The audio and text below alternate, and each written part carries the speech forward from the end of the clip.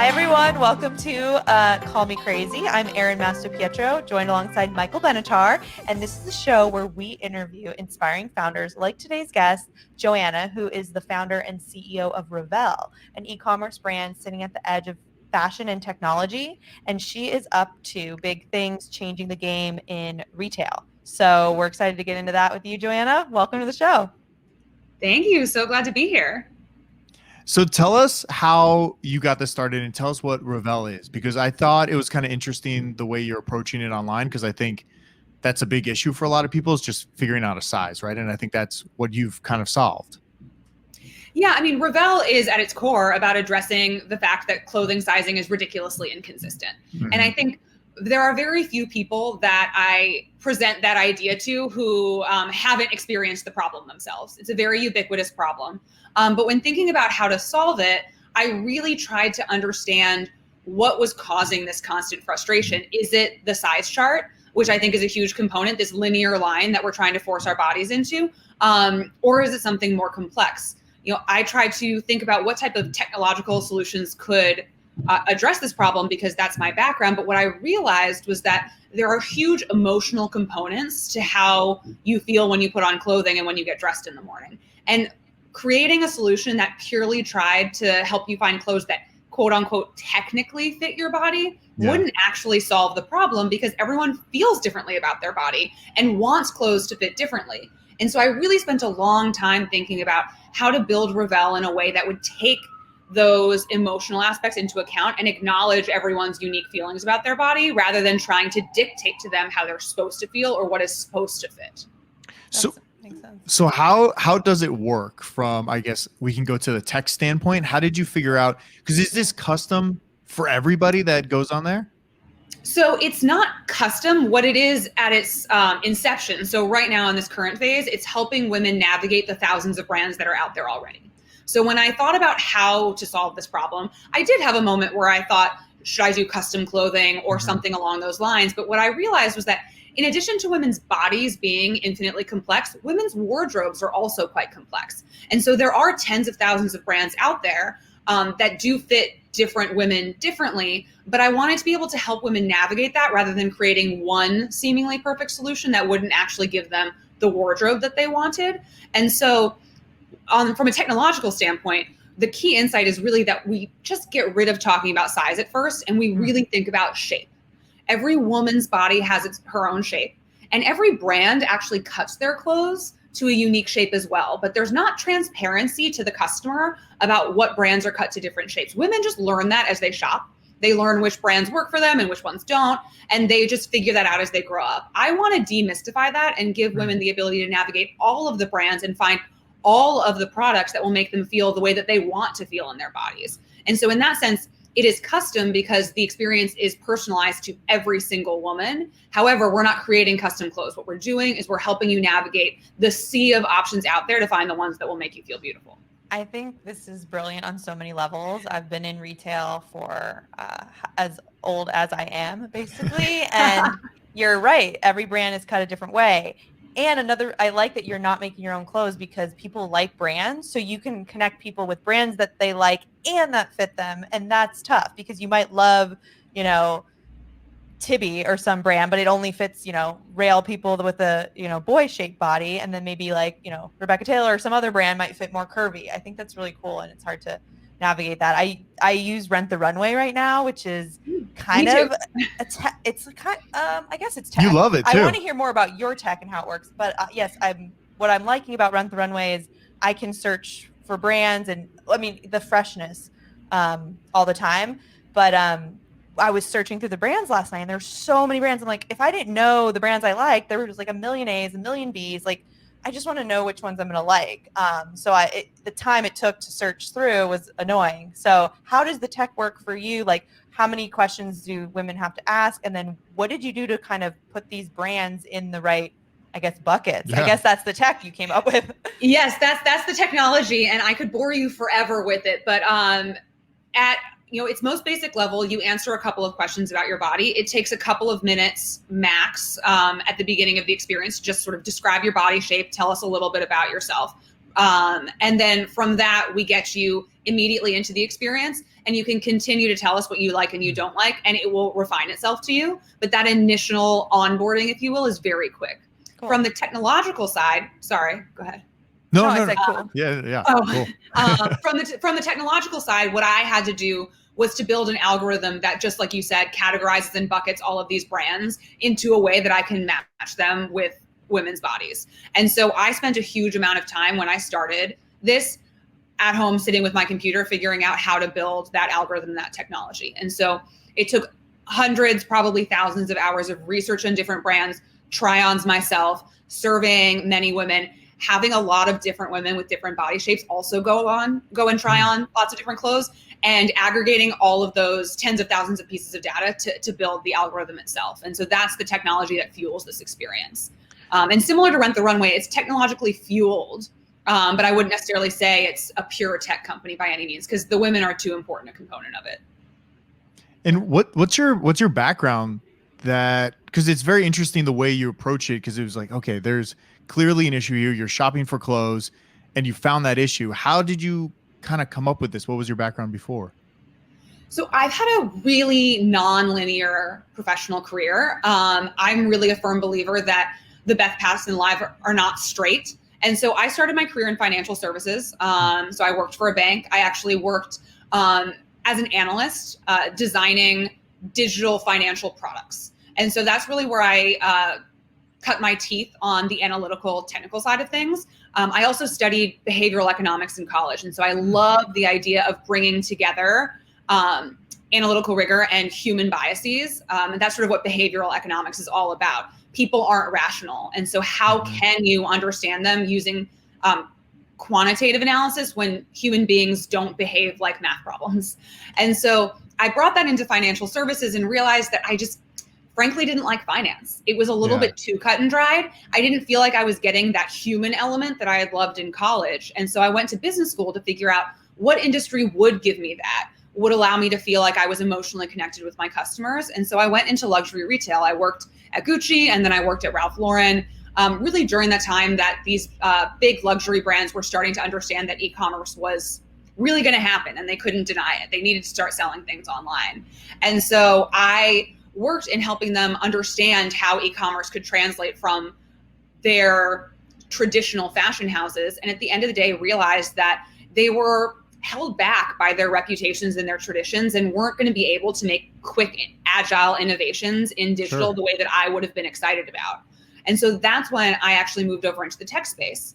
And I worked at a tech startup that is at the intersection of retail and technology. Is actually somewhat similar to Rent the Runway. It was at the time called Gwynnie Bee. Now it's called Castle. And what it is a clothing rental technology platform that can be used by any retailer who wants to rent their clothes. But at the time, it was built on one brand in order to make sure that the technology was sound. And that brand was for plus size women, clothing rental for plus size women.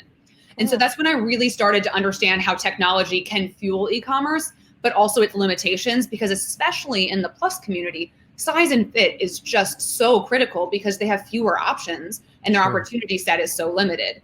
And so that's when I really started thinking about not just these problems, but also these additional burdens that seem to be placed on women that technology isn't really solving. I was looking around at the other tech startups and saying, you know, a lot of these companies aren't solving problems for women, or potentially are trying, but are really just making them shop more. What would it be like to create a company that actually was trying to address a real everyday problem that every woman experiences and just trying to add value to her life?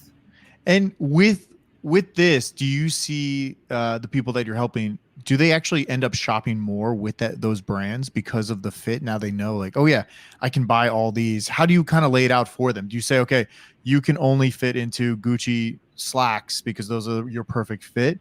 How's that all work? Well, it's really two questions. I mean, one, the goal of Revelle is not to get people to shop more. And so that's not our objective. Okay. Our objective is you come to the site and you're interacting with us. And when you're ready to shop, we're there, and you have a personal store where everything is going to fit you the way that you want.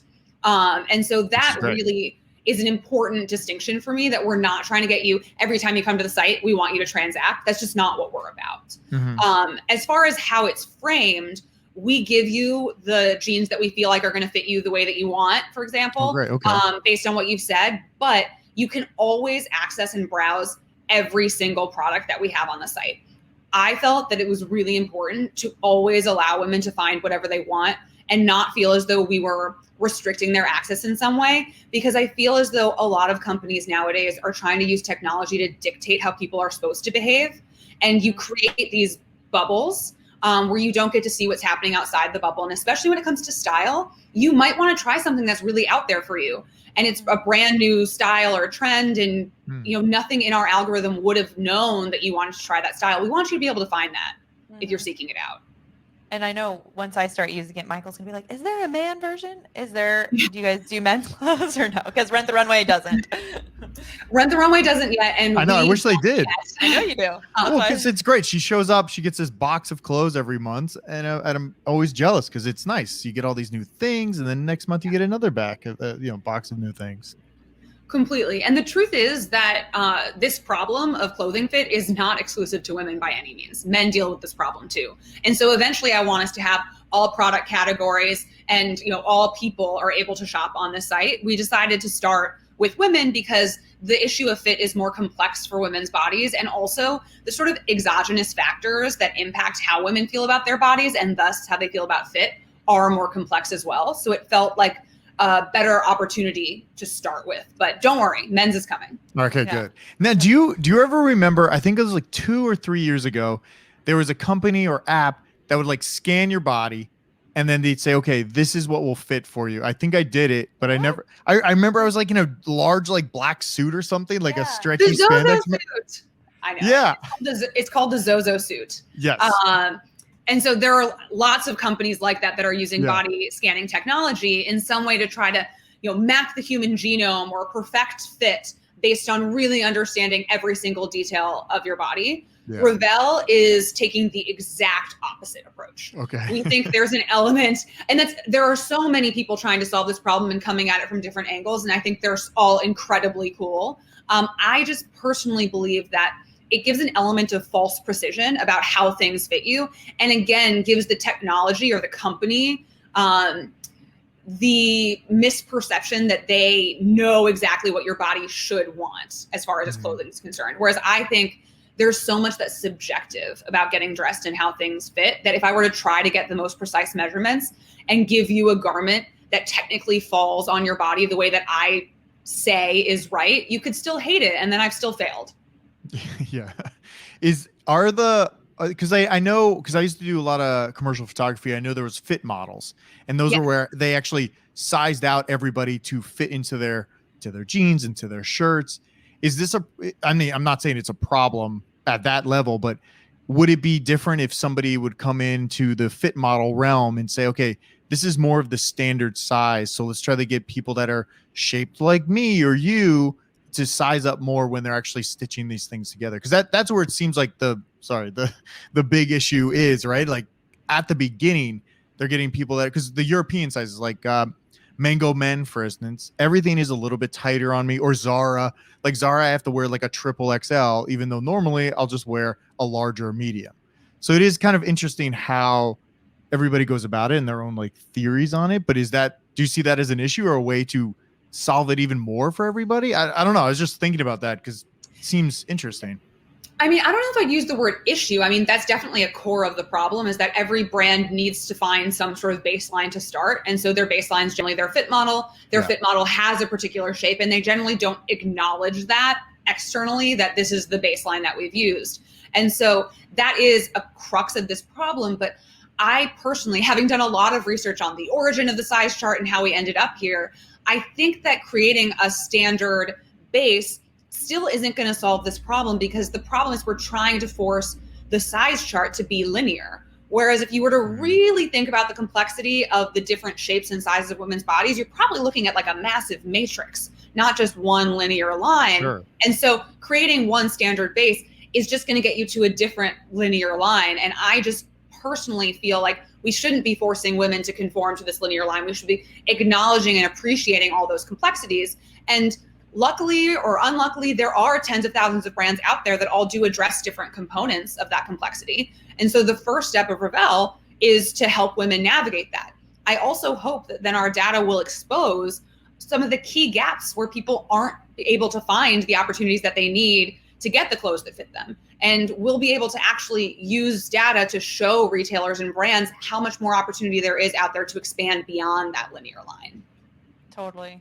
I'm curious how you started, like what was the first step? Like you kind of have a technical background, but what was your first design? Like, did you map it out and then hire like developers to help you create the tech, or who was the first couple people you had to help you actually bring this to life? And also how long ago did you first start it?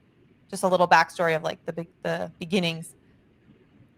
The big milestones. Yes, I left Gwynnie Bee / Castle in November of 2018, I believe. It's 2020 doesn't exist anymore, so I have to do all that math in my mind. And it took me a little while to sort of explore and decide what I wanted to do next. And so it was quite some time before I was really zeroed in on this problem and wanting to address it. It really also just took a long time of me sitting with my computer trying to figure out how could I build this technology. As you mentioned, I have somewhat of a technological background. Algorithm development is a part of my background, but not website coding specifically. And so I wanted to spend time architecting the site, understanding how the algorithm would be constructed and how that would fit into the larger experience. And so I did all of that by myself, all of the market research, the data collection, and the algorithm architecture. And then I hired developers to help me actually bring that to life. And so it was me and the developers for the majority of the build. And then I hired 2 incredible marketers to help me launch it. I hired them in February of 2020 as we got ready for our launch plan. And so in March of 2020, the world turned upside down and we had to reevaluate how we were going to introduce this concept to the world. And so we really did have to shift our perspective on how we would approach it, consider if we were going to still even launch it, and think through how our marketing would work in a world where people were stuck inside in this incredibly stressful situation. And so the 3 of us, myself and those 2 marketers, spent a lot of time in that first half of 2020 thinking about how to thoughtfully and respectfully still get this out there. And we've been really lucky that people are at home shopping online and are really eager to talk to a brand that seems to really care about how they feel. And so we've since then expanded. We're a team of 7 now. And so it's just been really exciting to see it grow, even amidst us all being stuck inside talking through these screens now. Yeah, I know a lot of this. So cool. You did the tech, you did the algorithm yourself. That's a huge piece, because I think a lot of people have ideas and they would have needed to find someone like yourself and a dev team and just be like, this is what I want it to do. You actually built it. That's so cool. I'm curious. Yeah, it's hard. Sorry, go ahead. No. I was just going to say, I'm curious, like, how your marketing strategy pivoted and what did you guys do to get those first few customers during COVID where people, maybe weren't shopping as much? Like, how'd you reach your first people? Or they were shopping for sweatpants. Which maybe that was great. Maybe you sold a lot of sweatpants. I mean, we tried really hard to have a pulse on how people were feeling, because there's a balance between it not being respectful to try to sell someone anything, even an idea, and also acknowledging that we're all sitting at home willing to try new things and wanting to connect with one another. And so we specifically thought a lot about that desire for connection and the fact that truly Revelle's technology that I built is incredibly cool and critical for the site. But what's far more important is the connection between Revelle and its consumers, and the fact that that's a very intimate conversation you're having about your body, and you need to build that trust. And so we decided from a marketing standpoint to solely focus on how to build that trust and to help people believe that we truly wanted to help them feel beautiful, not just to make them shop more. And so we completely shifted our marketing messaging to say, we're trying to build this. We're going to be transparent with you about what we're trying to build. It's not perfect. We want you to be a part of this experience and build it with us. And so we, especially at the beginning, grew really slowly, like 1 person at a time who would come in and give us very detailed, intimate feedback about what they were looking for. And it's helped us create a really tight-knit community of people who are very passionate and willing to give constructive feedback on what they want to see next, because they know that we're listening. Right. And we're trying to build it in partnership with them. And sometimes even in quarantine, you want to look pretty. I remember the first, literally when I first signed up for Rent the Runway was the week of lockdown, and I had this coat and all these nice clothes. I'm like, I'm freaking not going anywhere. But then that thing trending was like, what was that thing? Formal Fridays was trending, and I thought Michael made it up, but I think it was like an SNL skit or something. So I wore all my clothes for Formal Friday and took pictures. So there's definitely a need to feel beautiful and good no matter what. That was you're also doing. the fun part of quarantine when we thought it was only going to last a little while, like excited. Yeah. And then different now. Yeah. When we were all like, oh, 2 weeks inside, that sounds so relaxing. Yeah. Sounds great. So how what's like the like, are you getting a cut from the brands from the money, like from sales? Sorry. How is that all working? How do we make money? Yeah. How do you make money? But I was trying to I was like sitting here and listening and I'm like, okay, they probably just make money like similar to an affiliate. Like, are you guys getting an affiliate cut? How's that work? Exactly. So the platform is completely free to all customers because women shouldn't have to pay to feel beautiful or to solve this problem. And so from a customer standpoint, it's completely free, but we get an affiliate commission if you decide to buy something. And so we hope that when you're ready to buy, you come through our site. But that's, again, not our objective. There is so much more that we can be doing in the future. And so even though that's how we earn money now, the idea is really just to build a foundation so that we can eventually really transform the way that women shop online in general. And I felt really strongly that women shouldn't have to be paying for something like that. I love it. I love that that's the model, because it is something where, you know, these applications or whatever, you have to pay so much for, and you're like, well, is it even going to work? And I like that it's free, do this, and we'll, you know, get a cut if you happen to want to buy something. And that's great. I wish, again, there was something for guys too. I'd love to shop for some. I promise we're thinking about it. We're on it. So yeah, what's the roadmap? Did you guys raise any capital, or what's going on in the future? What's going on with you guys? At this point, we're completely self-funded. Okay. That was a decision that I made because I felt that it was really difficult once you took on funding to protect your objective and your mission. And especially when we talk about how the objective is, you know, to help women feel beautiful, not necessarily shop more. And that means that it's going to be a slower and organic growth rather than explosive revenue. I decided that I didn't want to have anyone hanging over my head, clouding my objective of helping women. And so as soon as you bring in backing, you get pressure to grow almost at any cost. And I was not ready to do that. To get to the scale that we want, you know, we may have to look at that at some point, but I want to build this slowly and thoughtfully and really prove that what I'm doing is helping women first, because then I'll be able to show our value rather than just conceptualize my idea and hope to prove, you know, believe in my personality, please invest in me. You know, instead I can really show you what we're doing and I can show people getting value from that. So at this point, it's just us. That's I feel great. Like the mission kind of lends itself maybe to an element of like community or social between the users. Is that something you see in the future? Yes. As far as the roadmap of the site itself, the goal was to really build a foundation that we could allow our users to take in any number of directions. And so one of them that I feel really strongly about is social connection. I think being able to connect with women who have similar frustrations when shopping, similar body shapes, similar styles is really something that's very important. When you think about finding clothes that fit, you don't just want to be dictated to by our service. Hopefully you like it, but we also want the community to help each other out and talk about how they feel about their bodies. And so I hope that this will eventually become much more community oriented. And that is how we've structured it. We hope that women want to connect with one another. I love it.